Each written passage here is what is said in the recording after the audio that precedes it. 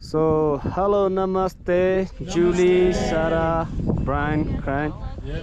How you feeling here? You got here above 3,200 meter high. Is this your first time?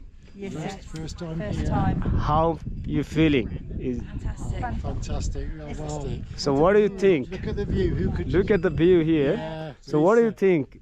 It's amazing. Is it possible to do anyone? Anyone? Anyone, Yeah, yeah. yeah. Even old people. Even old people like us. I'm 62. Okay. 62, and I'm so glad we did it. Okay. And how old are you? I'm 60, nearly 61. It was a bit of a struggle, but you've got to have It's stamina, and it's worth it. Okay. Mainly slowly. Slowly.